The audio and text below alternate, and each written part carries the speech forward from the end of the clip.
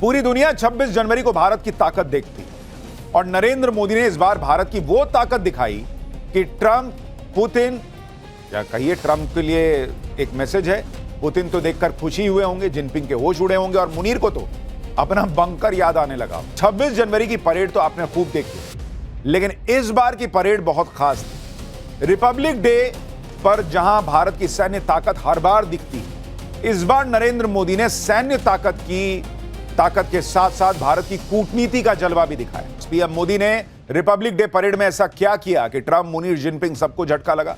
इधर घातक हथियार, उधर इकोनॉमी को लेकर अचूक प्लान। मोदी ने एक तीर से दो निशाने कैसे साधे। Rafale BrahMos supersonic missile. PM Modi ने मुनीर के इलाज वाली हर दवा आज सामने रख दी। क्या सबसे पहले इसका चैप्टर।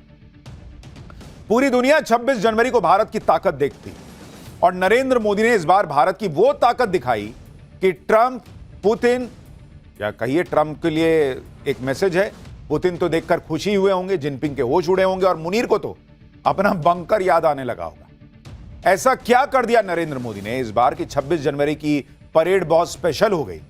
ऐसा क्या दिखा दुनिया को कि जिसकी बड़ी चर्चा है, आज इसके बारे में आपको बताऊं। क्योंकि 26 जनवरी की परेड तो आपने खूब देखी हो, लेकिन इस बार की परेड बहुत खास थी। रिपब्लिक डे पर जहां भारत की सैन्य ताकत हर बार दिखती, इस बार नरेंद्र मोदी ने सैन्य ताकत के साथ साथ भारत की कूटनीति का जलवा भी दिखाया। यह वो कूटनीति है जो ट्रंप से लेकर मुनीर तक सबका इलाज एक साथ कर रही है। आप सोचिए कि जिस यूरोप के साथ रूस की दुश्मनी है, जो यूरोप रूस को फूटी आंख नहीं देख सकता, और यही नेटो वाले तो यूक्रेन को पंप कर रहे हैं कि लड़ो लड़ो, उस यूरोप के नेताओं को नरेंद्र मोदी ने रिपब्लिक डे पर बुलाकर सबके सामने उन हथियारों की ताकत दिखाई जो हथियार भारत और रूस ने मिलकर बनाए। यह है मोदी की डिप्लोमेसी। आप यह भी देखिए कि रिपब्लिक डे पर यूरोप के नेताओं को सिर्फ मेहमान ही नहीं बनाया, कल इनके साथ बहुत बड़ी डील भी नरेंद्र मोदी करने जा रहे हैं, जैसे दुनिया मदर ऑफ ऑल डील कह रही। सोचिए उस यूरोप के साथ ऐसी डील मोदी कर रहे हैं जिस यूरोप का अभी ट्रंप से 36 का आंकड़ा चल रहा है। डोनाल्ड ट्रंप के लिए तो यह करंट लगने जैसा होगा बॉस, कि जो डील मोदी के साथ वो अब तक नहीं कर पाए, वो डील यूरोप कर रहा है। यानी नरेंद्र मोदी ने एक ही झटके में ट्रंप और यूरोप और पूरी दुनिया को मैसेज दे दिया आज कि किसी के लिए पुतिन से दोस्ती नहीं छोड़ेंगे और पुतिन के लिए भी किसी से दोस्ती नहीं तोड़ देंगे। ट्रंप के टैरिफ का जवाब यूरोप से डील करके देंगे। मैसेज लाउड एंड क्लियर है, भारत अपनी शर्तों पर चलेगा, डील भी अपनी शर्तों पर करेगा। किसी देश से दोस्ती करनी है, किससे नहीं करनी है, यह भारत तय करेगा और किसी के कहने पे नहीं तय करेगा। नरेंद्र मोदी की कूटनीति का यह जलवा आज रिपब्लिक डे पर कैसे दिखा, गणतंत्र दिवस में और क्या क्या हुआ है जिससे पाकिस्तान और मुनीर दोनों उसको टकटकी लगा के देख रहे होंगे। वो डीजी आईएसपीआर आज पाठशाला फिर देख रहा होगा कि देखे क्या क्या हुआ है और मोदी क्या कर रहे हैं। लेकिन ये पूरी खबर आपको बताऊं कि रिपब्लिक डे में डबल धमाका कैसे किया है मोदी ने, उससे पहले एक ट्रेलर देखिए।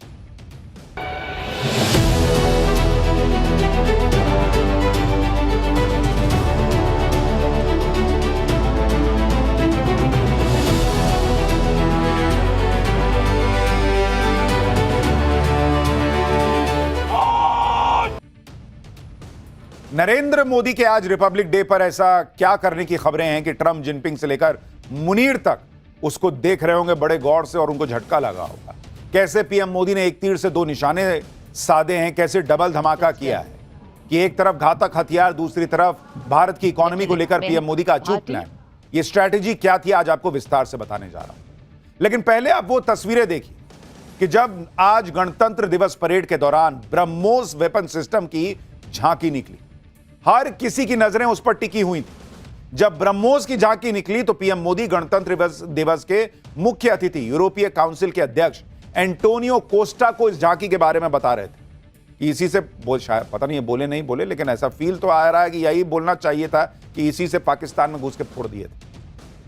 अब उनके बीच क्या बात हुई क्लियर नहीं, लेकिन ब्रह्मोस वेपन सिस्टम की तरफ ही पीएम मोदी का इशारा था और यह बहुत बड़ा मैसेज, ये घुस के फोड़ देता है। यह वही ब्रह्मोस मिसाइल है जिसने ऑपरेशन सिंदूर में पाकिस्तान को फोड़ा था। यह वही ब्रह्मोस मिसाइल है जो भारत और रूस ने मिलकर बनाई है। रूस के दुश्मन यूरोप के नेताओं को बुलाकर उन्हें ब्रह्मोस जैसे हथियार दिखा रहे हैं मोदी। यह भारत की विदेश नीति की ताकत है।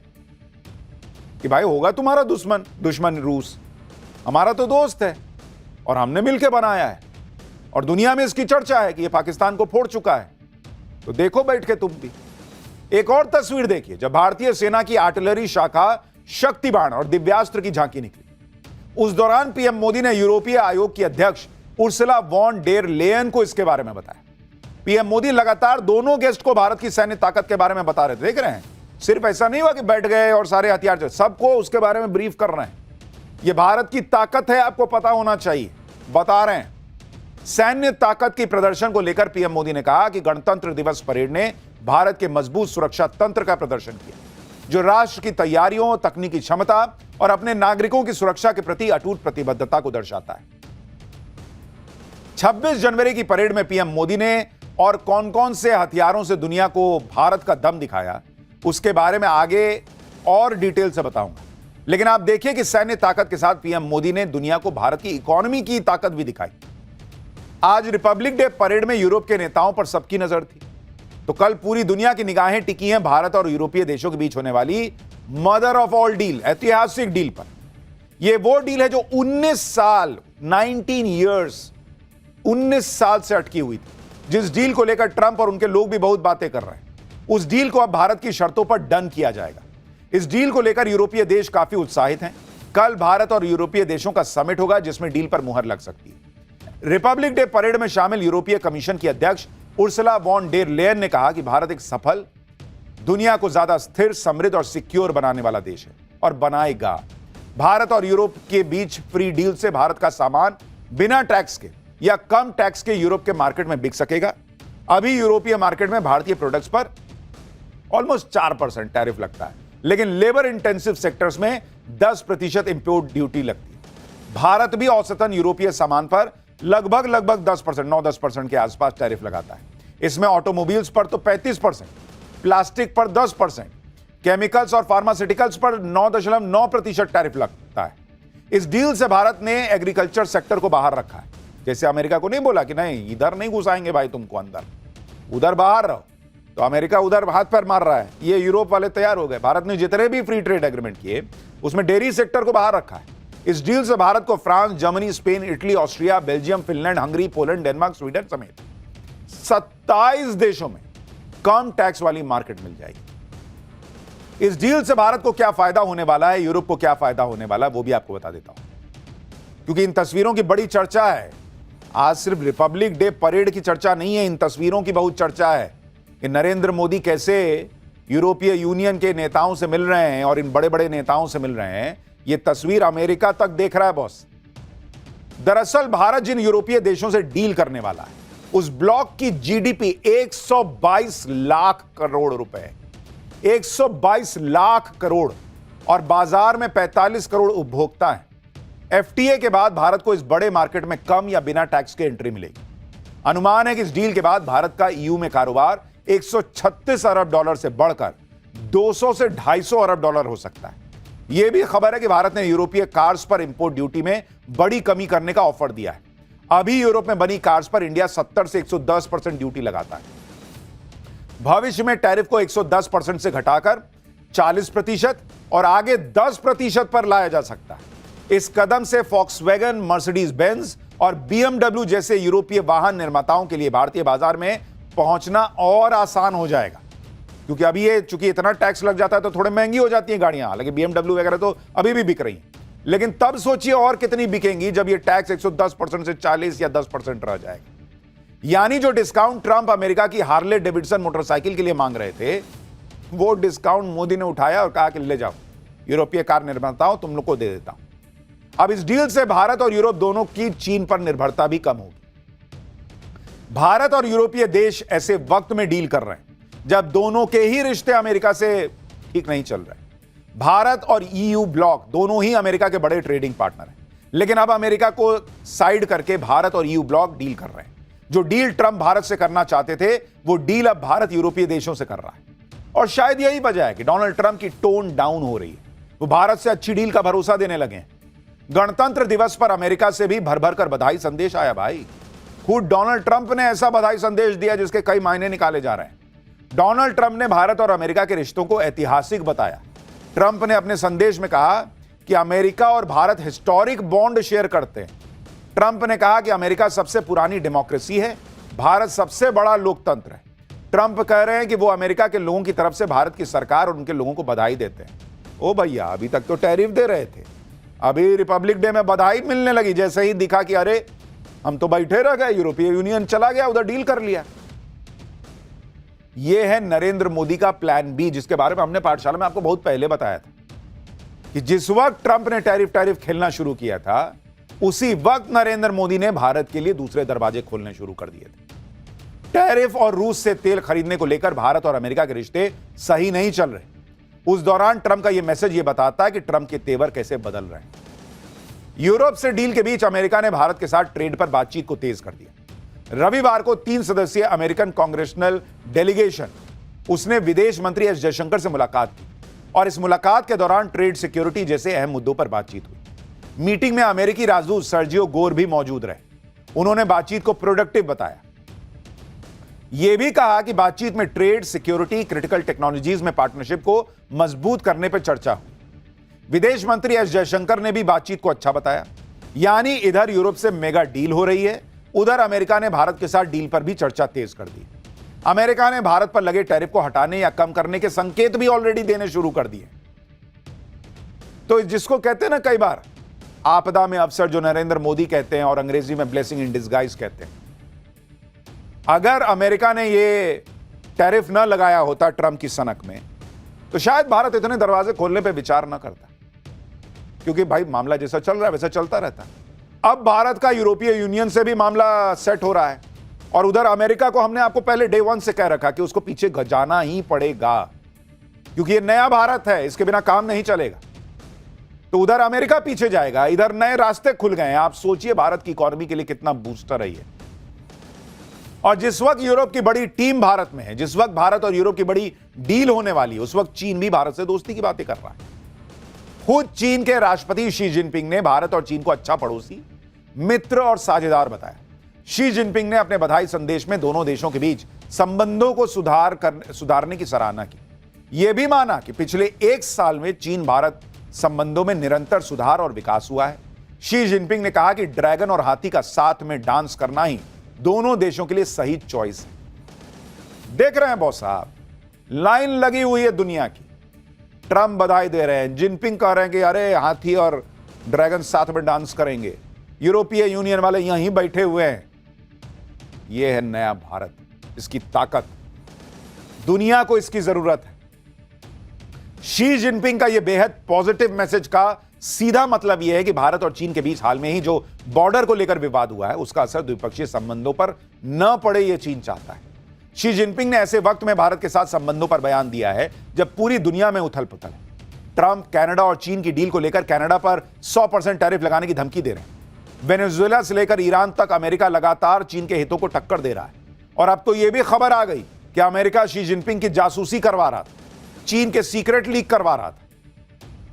भारत और यूरोपीय देशों की डील से चीन और अमेरिका में भी खलबली मची। उधर यूरोपीय देश इस डील से गदगद है। यूरोपीय देशों में एक बड़ा देश फ्रांस भी है। फ्रांस के राष्ट्रपति ने आज पीएम मोदी के साथ सेल्फी पोस्ट की और इमैनुअल मैक्रों ने कहा कि 2024 में आपके साथ गणतंत्र दिवस की कितनी खूबसूरत याद। मेरे प्यारे दोस्त नरेंद्र मोदी, प्यारे भारतीय दोस्तों, इस महान उत्सव के दिन आप सभी को मेरी शुभकामनाएं। साथ मिलकर काम जारी रखने के लिए फरवरी में मिलते हैं।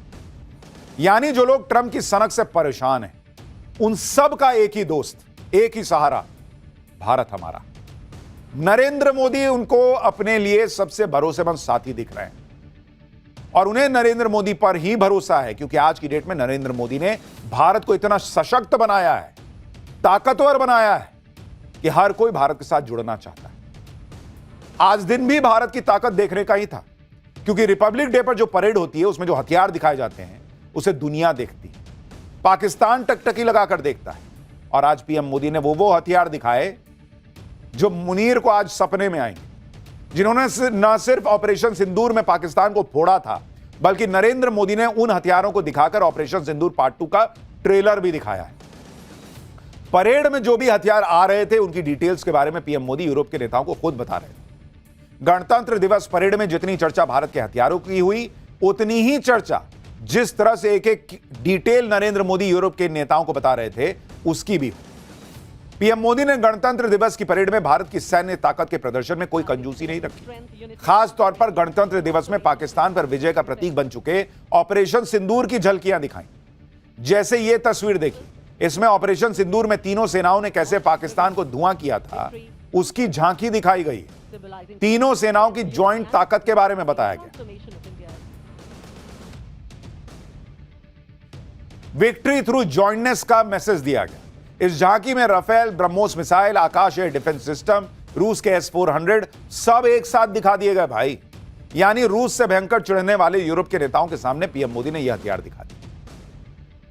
गणतंत्र दिवस की परेड में भारत की पहली long range anti-ship hypersonic glide missile का भी प्रदर्शन हुआ। ये देखिए, ये वो मिसाइल सिस्टम है जो कोसों दूर से समंदर में दुश्मन के वॉरशिप को तबाह कर सकते हैं। परेड के दौरान इस मिसाइल सिस्टम ने सबका ध्यान खींचा, क्योंकि भारत ने पहली बार सार्वजनिक तौर पर इसका प्रदर्शन किया। इस मिसाइल सिस्टम की रेंज 1500 किलोमीटर है और इसकी स्पीड 6000 किलोमीटर प्रति घंटे से ज्यादा। इस मिसाइल सिस्टम को DRDO ने बनाया है और पिछले साल नवंबर में ही इसका सफल परीक्षण किया गया था। यह वो मिसाइल सिस्टम है जो दुनिया के गिने चुने देशों के पास है। यह भारत की पहली हाइपरसोनिक मिसाइल है। पीएम मोदी ने खास तौर पर इस मिसाइल सिस्टम के बारे में यूरोपीय देशों को बताया और दिखाया कि यह भारत के स्वदेशी हथियारों की ताकत है। परेड में सबकी धड़कनें तब बढ़ गईं जब वायुसेना ने अपनी ताकत का जलवा दिखाया। परेड के दौरान स्वदेशी ध्रुव एडवांस लाइट हेलीकॉप्टर और रुद्र हेलीकॉप्टर ने ऑपरेशन सिंदूर लिखा हुआ झंडा आसमान में लहराया। यानी आसमान से भी ऐलान कर दिया गया कि कैसे भारत ने ऑपरेशन सिंदूर में पाकिस्तान को फोड़ा था। ये तस्वीरें देखिए।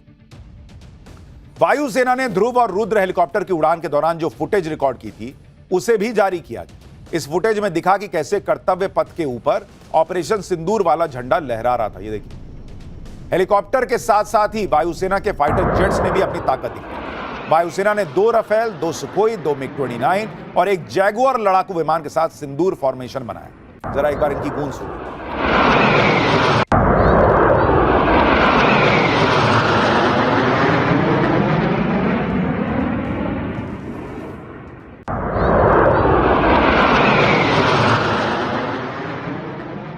6 राफेल विमान के साथ भारतीय वायुसेना की वज्रांग संरचना भी दिखाई। ग्रुप कैप्टन अरुण कुमार के नेतृत्व में आकाश में गर्व से उड़ान भरते हुए राफेल नजर आए। परेड के दौरान वायुसेना ने कैसे अपनी ताकत दिखाई, इसका एक और वीडियो वायुसेना ने जारी किया। ब्रह्मोस, राफेल, S-400, आकाश, इन वेपन सिस्टम्स के जरिए भारत ने दुनिया को बता दिया कि कैसे ऑपरेशन सिंदूर में पाकिस्तान को मार पड़ी।